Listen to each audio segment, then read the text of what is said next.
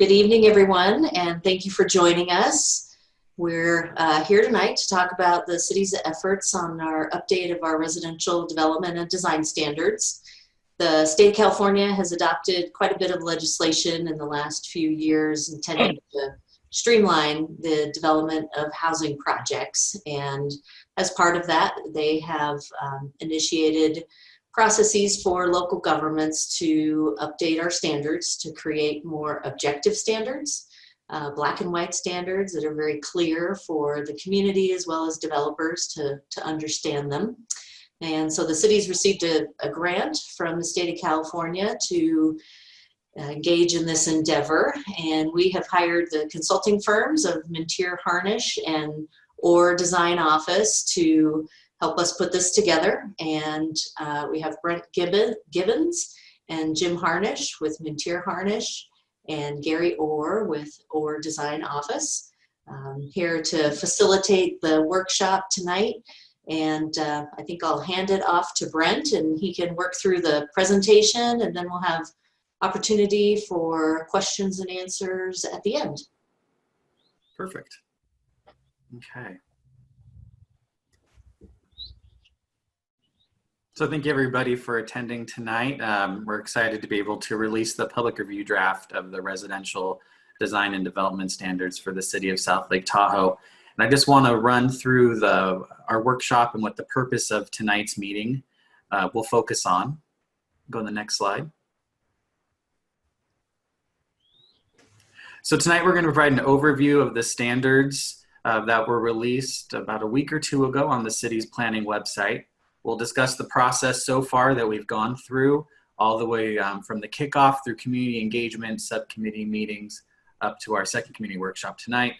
And we'll discuss the objective residential design development standards, and we'll divide that discussion into 4 categories. First, single family development standards. Second, your multi-family development standards, your multi-family design, and then we'll wrap it up with a brief on accessory dwelling units and compliance with state law.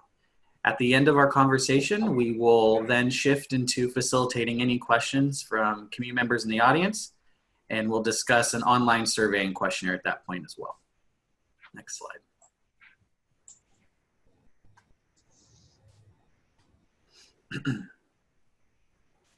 So I would just like to go over what objective residential design and development standards are.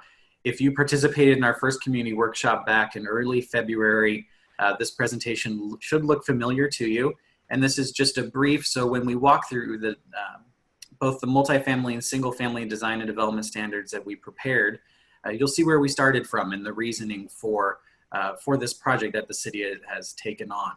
So what are objective standards? So objective standards have no personal or subjective judgment. They're typically quantifiable. They're verifiable by reference to known criteria. And you can say the most common thing that's driving the issue, why the state has put forth regulation and changes in state law pertaining to multifamily and single family design and development standards, is based on not only the Housing Accountability Act, but SB 35. And as we all know, as residents of California, we're in a housing crisis and have been in for many years. So this push from the state was to expedite multifamily housing and middle income housing to make sure that there was enough housing types with various price points and different building types that could suit the needs of all Californians. So as part of this effort, we're looking to basically help the city come up with a set of standards that will guide future development and remove any red tape or barriers which in the past have typically been held up. Next slide, please.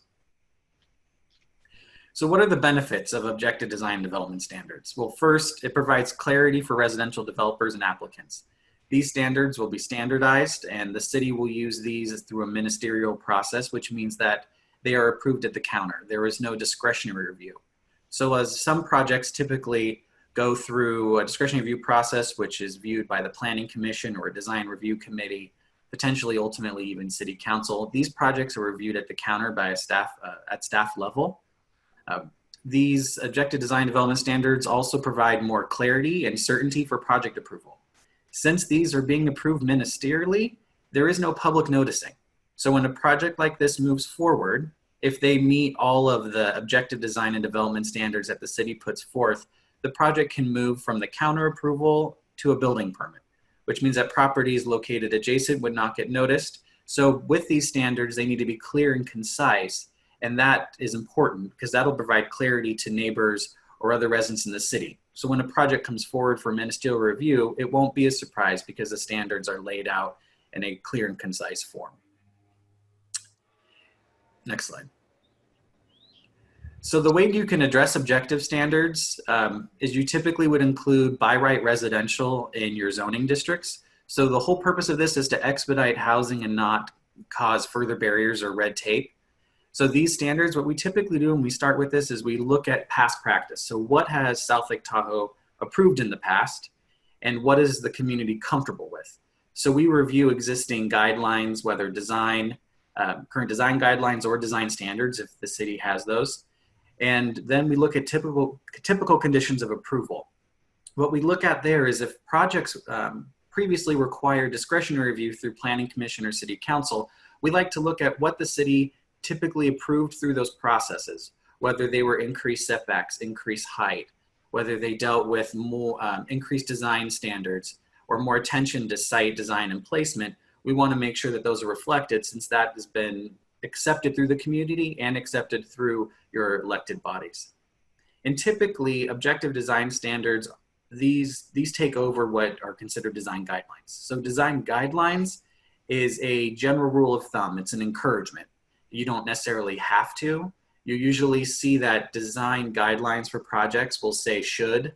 So a building should have a front setback of 10, where a standard is quantifiable and is usually mandatory. So instead of the term should, you'll see a term shall. So we'll also look at your design guidelines and potentially convert those over to regulatory design requirements. Next slide. So now what I'd like to do is split up the objective design and development standards, because design standards are different to development standards, even though they do correlate in a building application process when it's reviewed by planning staff.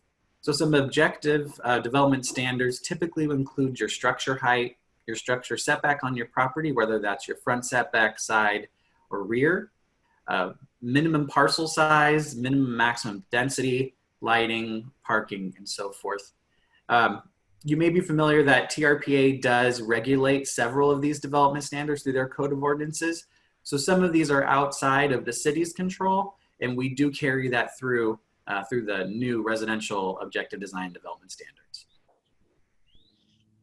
So separate from development standards, there are design standards. These standards focus on the image of the building. Sometimes they focus on site placement.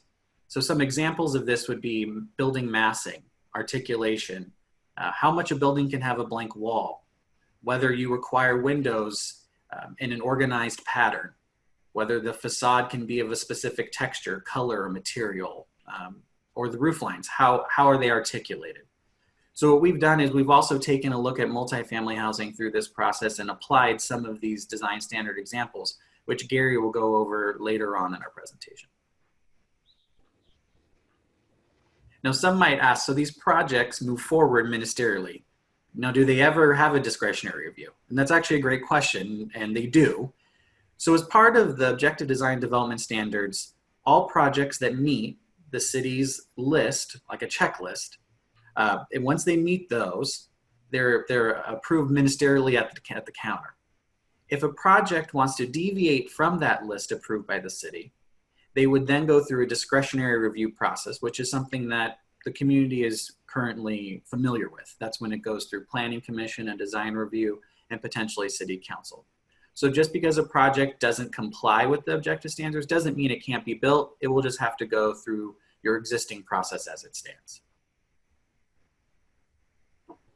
So there are several challenges to implementing objective design standards. First, since they are ministerial, there's reduced decision maker discretion. So this is done at the staff level. And that's why we have to make sure that these standards are clear and concise and that they meet the expectations of the community.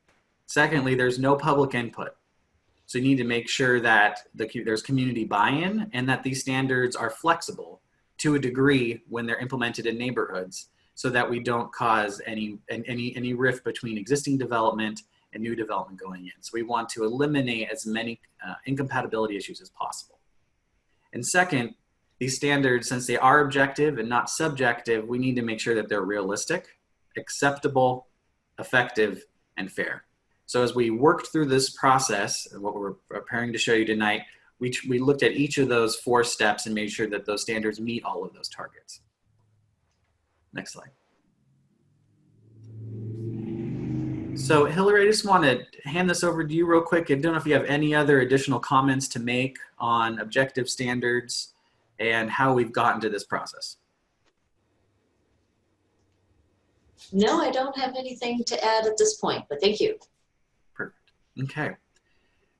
So this project kicked off in December of 2019. We had a project kickoff meeting with staff, and we conducted a set of stakeholder interviews in February, followed by Community Workshop 1, if you're able to attend that. At that workshop, we walked through a series of exercises, which I will go over in a few moments, that show some of the feedback that was collected. As part of this process, we also facilitated a housing subcommittee meeting.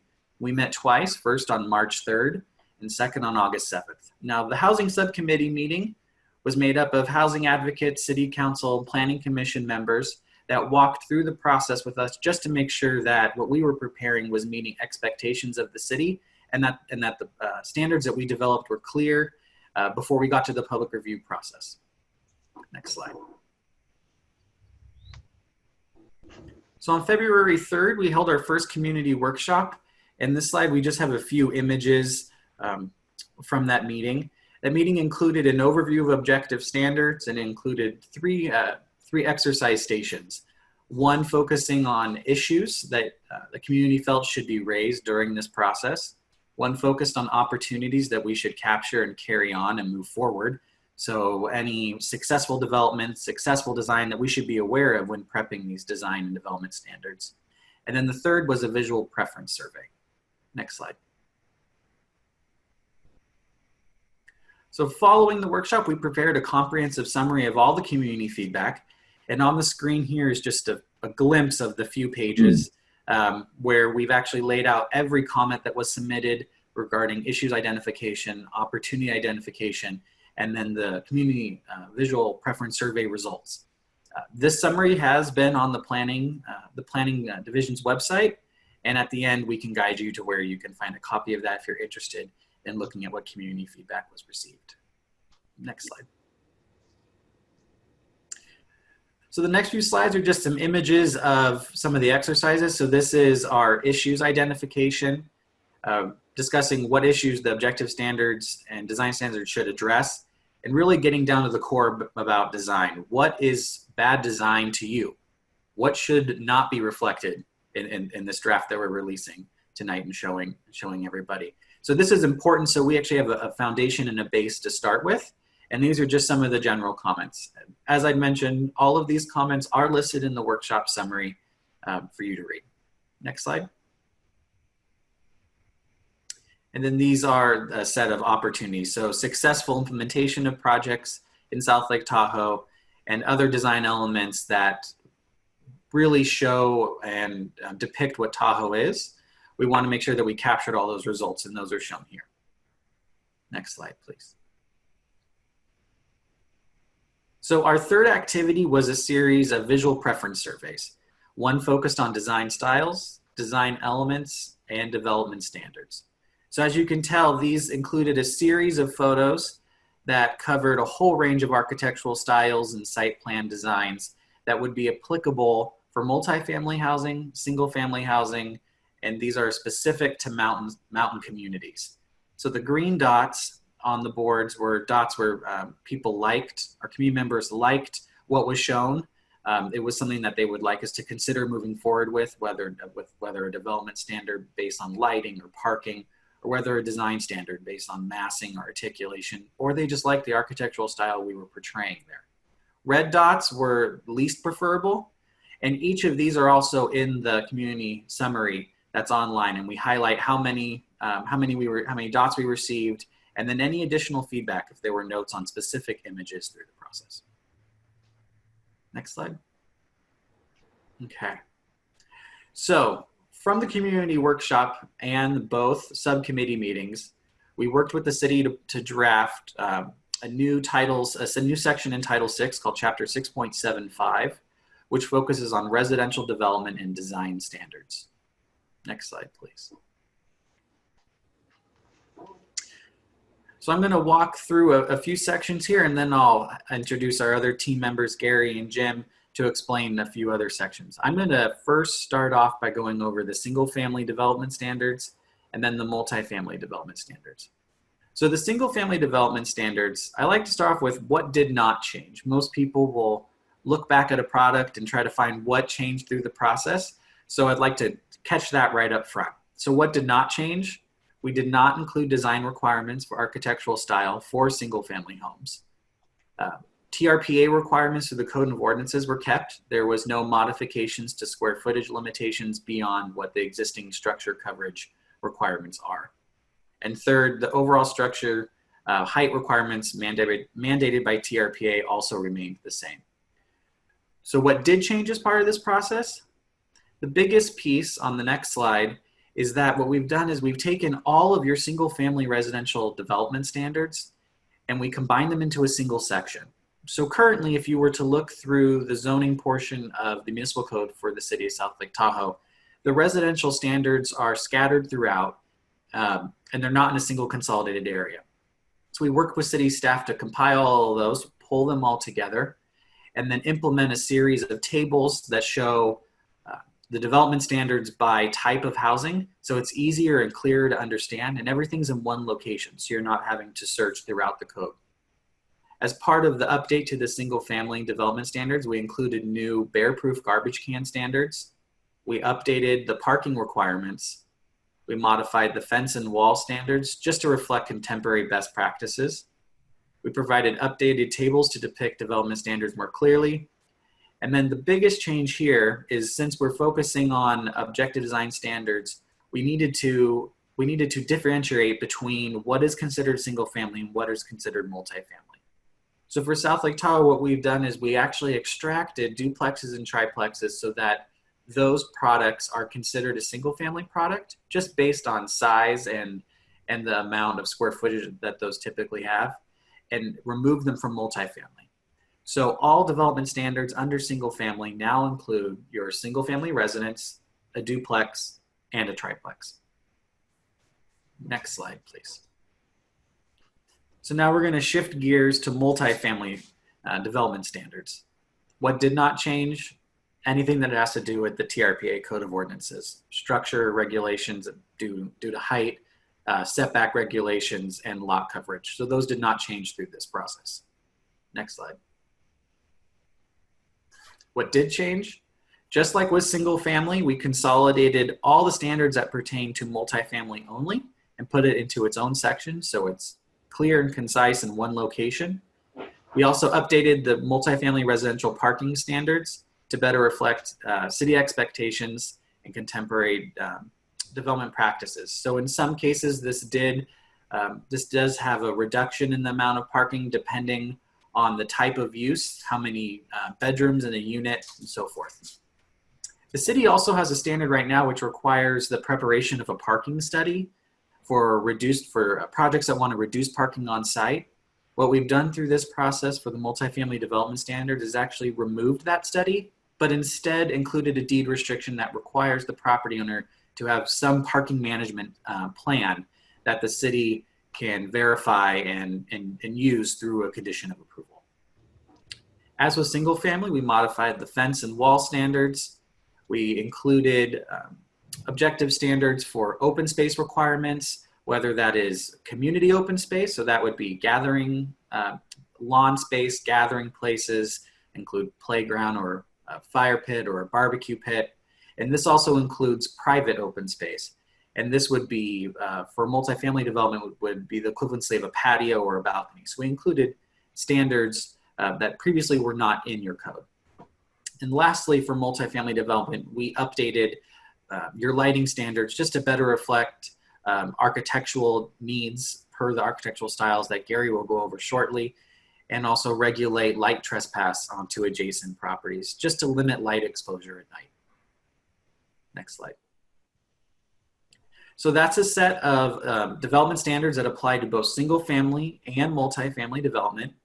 And before we move on to multifamily design standards, which Gary Orr will be covering, I just want to check back in with Hillary and see if Hillary has anything else to add to this conversation. Sure, thank you, Brent. I do have a few points, but before I do that, I realized I failed to introduce myself at the beginning of the meeting. My name is Hillary Roverud, and I'm the Interim Director of Development Services for the City of South Lake Tahoe. So got that taken care of. A couple of things I just wanted to kind of emphasize from what Brent was talking about with the development standards, single family development standards mainly. He was talking about including the duplex and triplex developments in with single family. And that is not a change to zoning. So there's no land use change that would allow duplexes and triplexes in places where the zoning only allows single family. What he was referring to is for the purposes of development and design standards, meaning the setbacks that they're subject to, the parking requirements, things like that, that we would review duplexes and triplexes under the same development standards as a single family residence. So I just wanted to clarify that there's no change being proposed to the zoning or allowable densities in the neighborhoods. Also wanted to touch on single family residential size. This was a topic that was brought up at the first workshop. We received input that people were concerned with the size of new single family residences that are being constructed in the neighborhoods. And I wanted to point out that the draft that's out today does not include a limitation on floor area for single family homes. We really focused on refining the building envelope. And mainly what we did is look at the second floor cantilevers that you see often in some of the new single family residential construction, and the draft standards that are out for comment and for your feedback don't allow that second floor cantilever into the side yard setbacks, and they limit how far that cantilever can go into the front yard setback more than what our current standards do. Our current standards have a 20-foot front yard setback between the property line and what would typically be the garage. And then that second story cantilever can go out as far as 10 feet beyond the garage, so within 10 feet of the property line. And what we're proposing in these draft standards is to limit that to 5 feet, so you don't have as much of the bulk of that second story cantilever coming out towards the street and impacting the effect of that home on the neighborhood. So just wanted to point those out because I know that is a topic that's discussed quite a bit in our community, and we're looking forward to feedback on that. Back to you, Brent. Okay, thank you for clarifying the duplexes and triplexes. I appreciate that. So I'm going to hand this over to Gary Orr. If we can go back one slide. And Gary's going to discuss the multifamily design standards process and the architectural styles that have been prepared as part of this public review draft.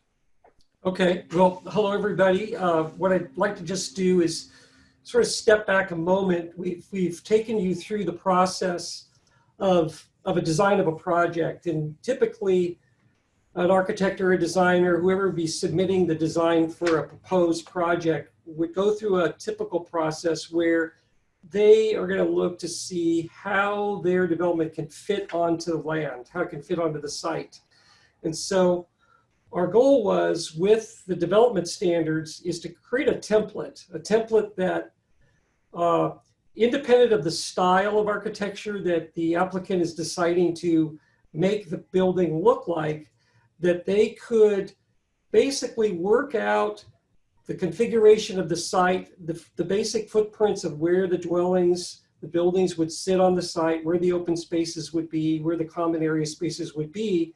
And then once that is refined and detailed, they could then decide and elect one of 3 different types of architectural styles.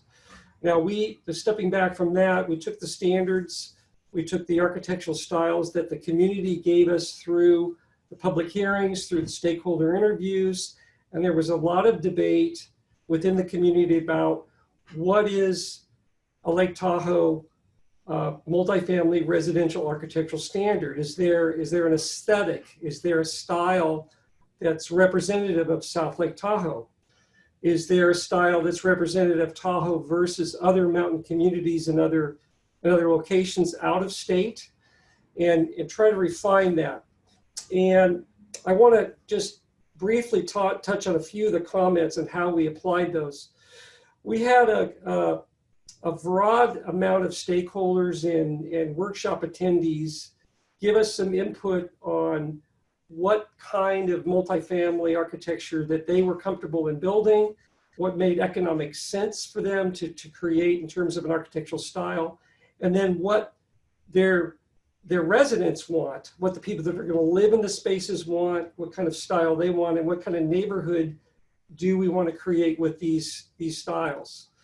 So one of the things it says on the slide right here is we looked at a broad set of elements that would go into the design of a building. So we would look at what type of doors and windows would be used in a project, the sizes of them and the configurations of those windows and doors, and how many there might be on a facade. We would look at the kind of a roof a building would have. Would it have a pitched roof? Would it be a variety of pitches on a building? Would it be limited to a certain maximum or minimum slope? Would there be an ability to put a flat roof or a low pitched roof on a particular building? So we looked at those items. We also looked at where we had flexibility within the TRPA standards regarding materials, finishes, and colors. We were able to categorize architectural styles that would best be suited with a palette of finishes, colors, and materials. So if you, what I used to like to say is we're creating a recipe for a cake. So, you know, if you're going to make a cake, you want to know what the ingredients are going to be to make that cake turn out to be consistently a chocolate cake. So in these standards, what we've done is essentially created recipes for a design professional to use in the design ability to create a building that meets one of the three styles that the community wants to represent South Lake Tahoe. We can go to the next slide.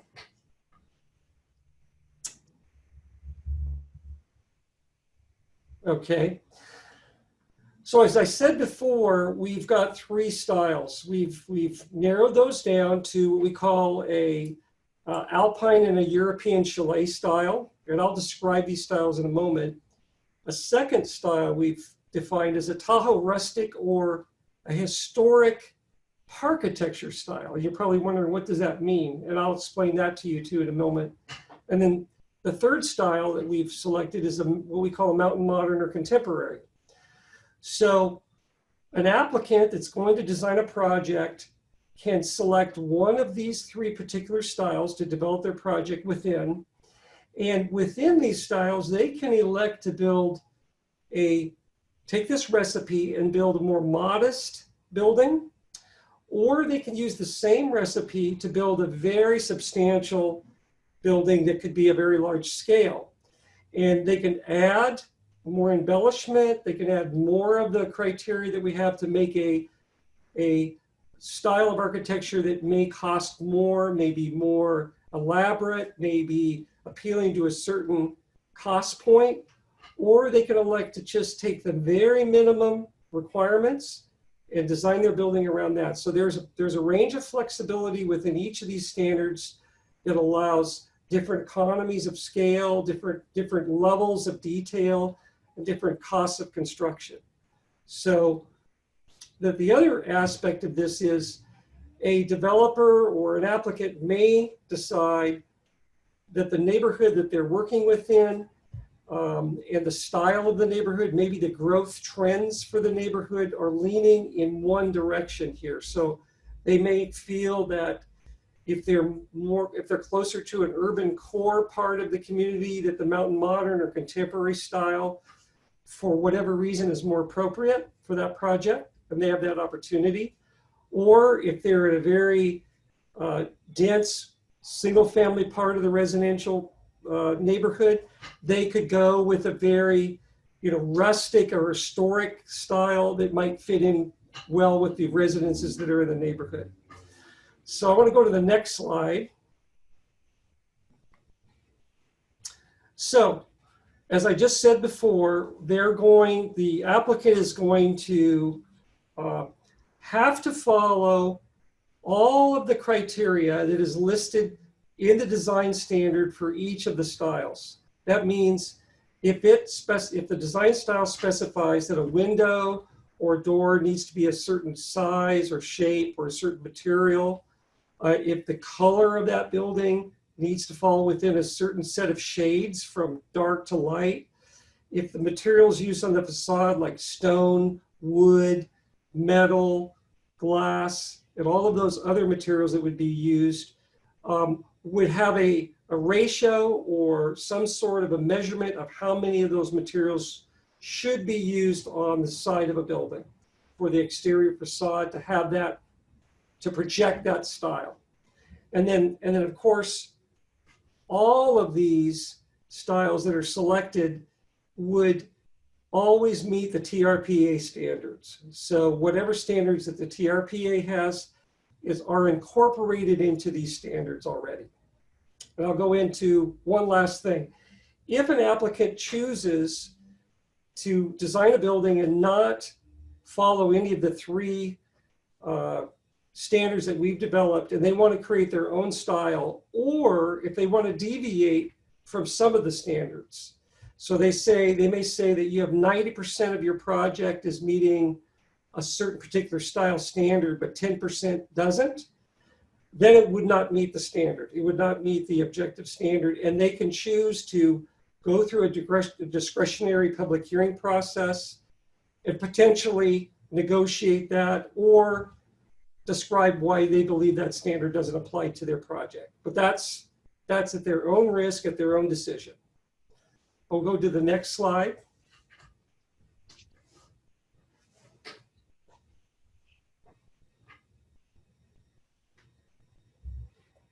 There we go. So going back to the three standards that I just described, the first one that we're showing here are some examples, just some photographs of what we would consider an alpine or European chalet architecture. Of course, living in Tahoe, there's a lot of familiarity with chalets and alpine architecture, particularly from the Squaw Valley Olympics in the 1960s. And that style was prevalent in a lot of lodges and other locations at the lake. And one of the things that we're trying to show in this style is that these particular buildings, they're generally a larger scaled building.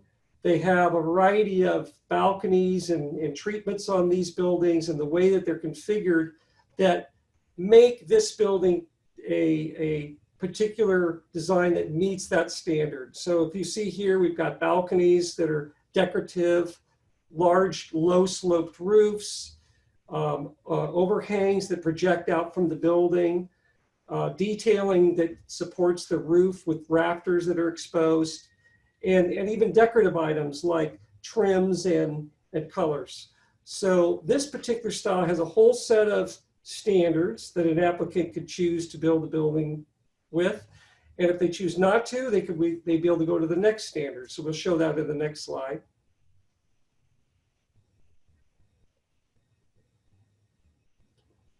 So as I mentioned, the style of this particular chalet style or alpine style is more of a crafted style. It's a historic style. It's a European style. And I've already previously sort of touched on these things, so I'll go to the next style, to the next slide. And I've already touched on these. I've talked about large gable roofs, trims, and so forth. The second style which is very common in the Tahoe area and throughout a lot of mountain communities, is more of a historic or rustic style. And this comes from, typically a humble settler's cabin, and how that's been scaled up to become a larger structure. And it's more modest. The materials are modest. The materials are natural, stone, wood siding, either metal or shingle shake roofs. And usually they're smaller scale buildings. You won't see too many very large scaled rustic historic buildings. But parkitecture, that's a term that came from the National Park Service that describes a style that most of us are familiar with, where they took the rustic, humble architecture and embellished it and made it into a finer level of detail. So you'll see that in lodges like the Ahwahnee Hotel in Yosemite Valley. You'll see it, we show an image on the left of the slide, where that is the Yellowstone Lodge. And a lot of the works projects, developments that were found throughout the West, lookouts, small public buildings, and other park-related architecture all fell within this very embellished, what they call historic parkitecture style. So this is a real nice opportunity for somebody that wanted to develop a project where they wanted to develop a rustic style, but they wanted it to be another level of craftsmanship or detail. They could go to this historic architecture style. And the next slide will say some of the common standards. Low overhanging eaves, low pitched roof lines, exposed rafters. The columns on the buildings are usually square. They're usually covered with stone or woodwork.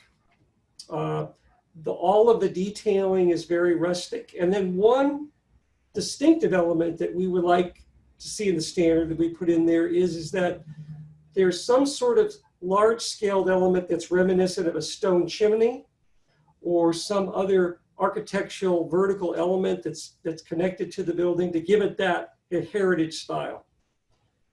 We'll go to the next slide. Again, this is more of a list of some of the elements. We've got shingle or metal roofing. We have the windows are medium scaled, so you're not going to see large walls of glass in these types of buildings. It'll be smaller, more modest windows.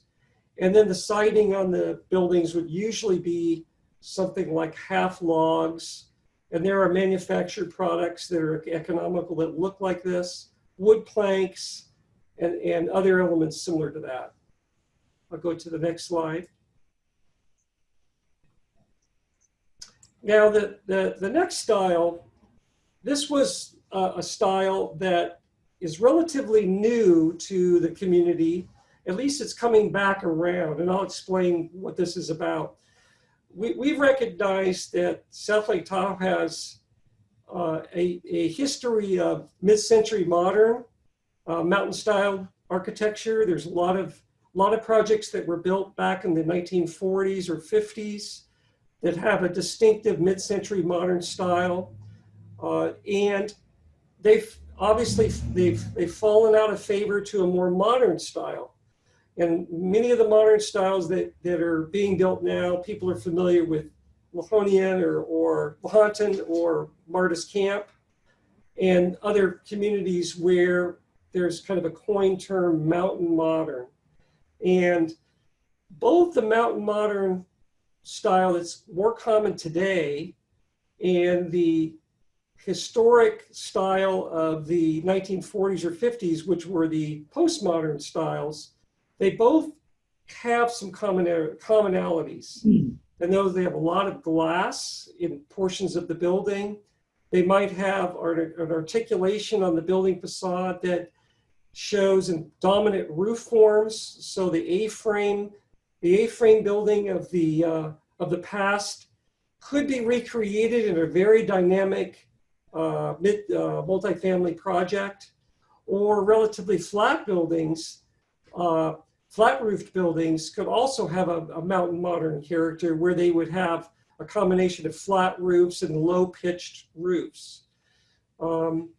This particular style, when we use the word contemporary, a lot of people try to understand what is the difference between modern and contemporary.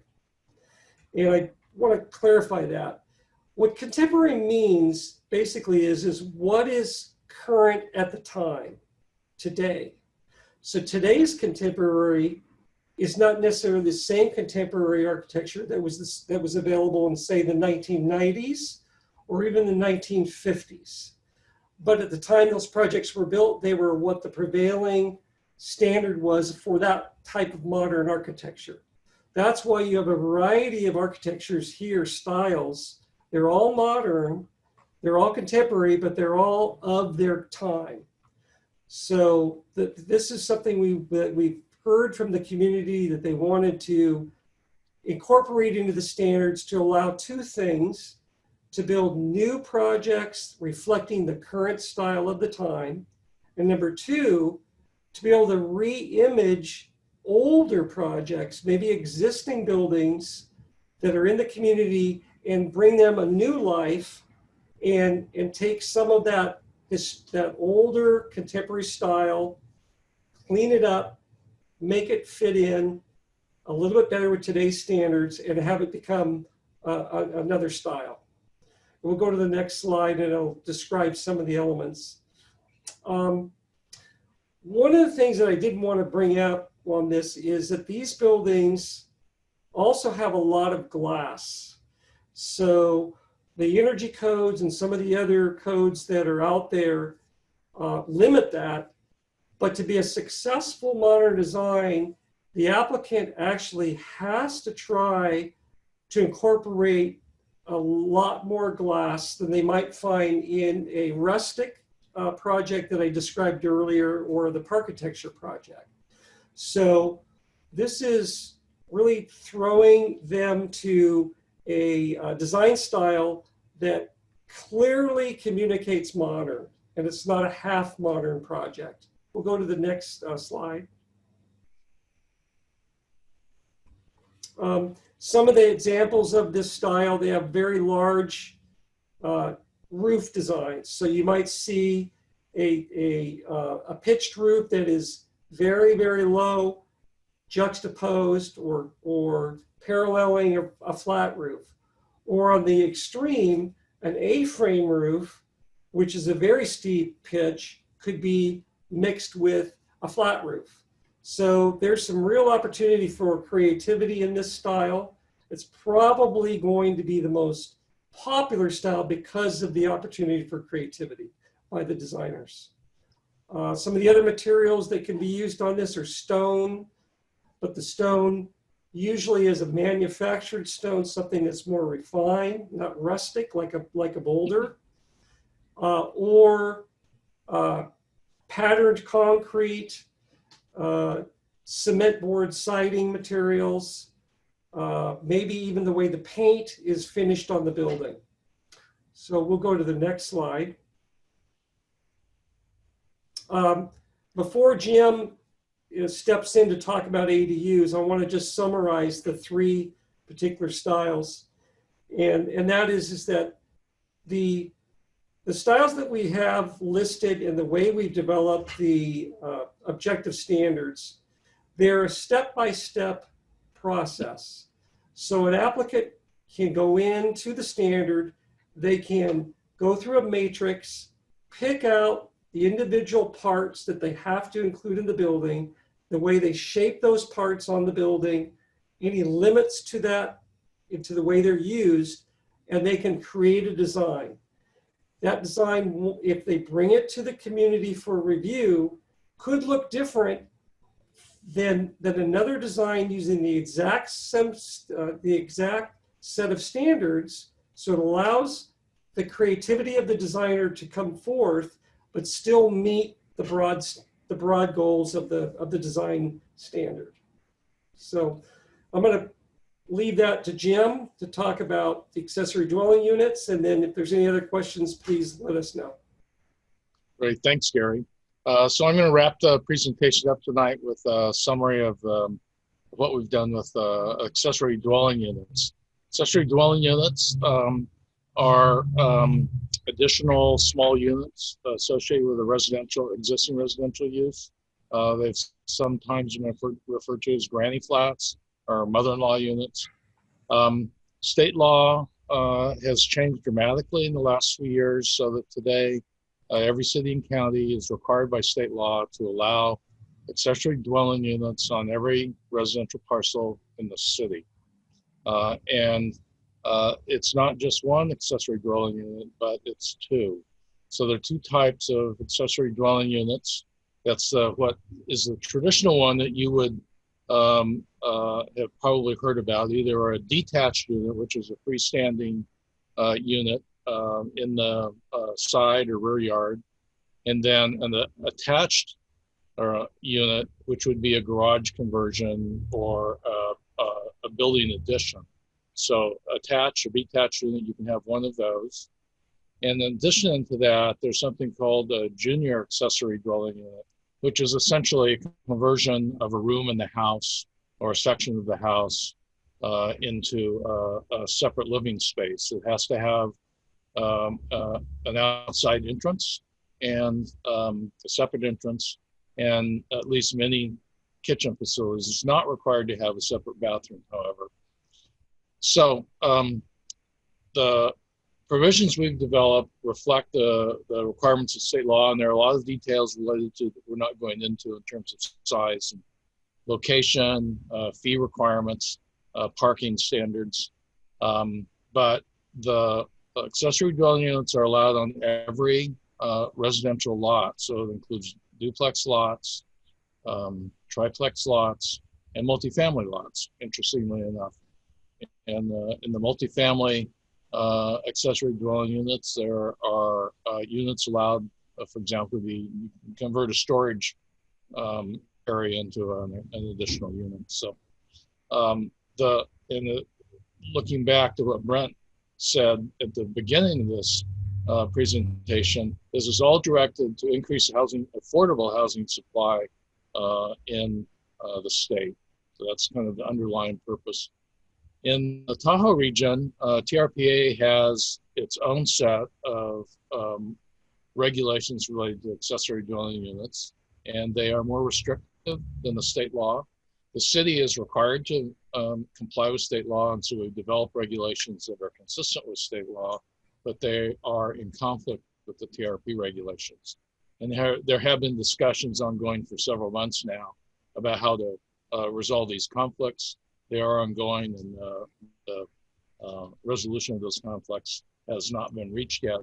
But the city's requirements that we've worked with city to prepare here are consistent with the state requirements. So that's in a nutshell ADU, and I'll turn it back to Brent for a wrap up. So I just want to ask Hillary if you have any other comments on the ADU ordinance and how that corresponds with TRPA. Sure. Maybe if you don't mind, I'll back up. I've got a couple of things on the multifamily design standards. Sure. This is something very new to us at the city. We have not had design standards that address really the aesthetic of multifamily projects. So thank you very much, Gary, for helping us try to put into regulatory words something that's fairly abstract that we have difficulty in defining, and that's Tahoe architecture.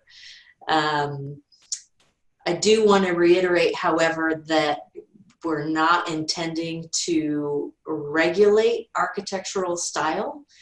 This is really an additional opportunity for housing projects. If a designer or architect wants to design to one of these styles and meet the standards that are included in the draft regulations, that we believe that product will result in a project that aesthetically fits the expectations of the community. However, we still do have in place, we're proposing to leave in place a discretionary process where if a project designer or developer wanted to design to something other than these architectural styles, there is still an opportunity to do that, subject to some findings that would need to be made, and those are more discretionary. But the purpose of this work is really to define some objective standards that developers can utilize in order to streamline the process. So it's really creating a new option. On accessory dwelling units, that's also new to us. And thank you, Jim, for going over the interesting dynamic between the California state laws and the Tahoe Regional Planning Agency regulations. You know, we are working with the TRPA. They've developed a working group that includes all the California jurisdictions to look at these issues where we may have some conflict in regulatory requirements that are coming from the state of California and the regulations of the TRPA, and try to find some balance and consistency there as we move forward. But the ordinance that's included in the draft standards is consistent with the California state law. However, as Jim mentioned, there's a unique layer of regulation in Tahoe that is the TRPA Code of Ordinances, and that would also apply to any projects or properties that are proposing an accessory dwelling unit. So just wanted to add that extra emphasis on those points. So thank you. Perfect. Thank you, Hillary. So we are opening this up to questions, and Rick Rust, who you do not see behind the scenes, is facilitating the PowerPoint, and I will ask Rick if there are any questions or any hands raised. If you are interested in asking a question, you can click the raise hand feature, and Rick can promote you or elevate you in the conversation where you can ask us a question. Rick, do we have any questions?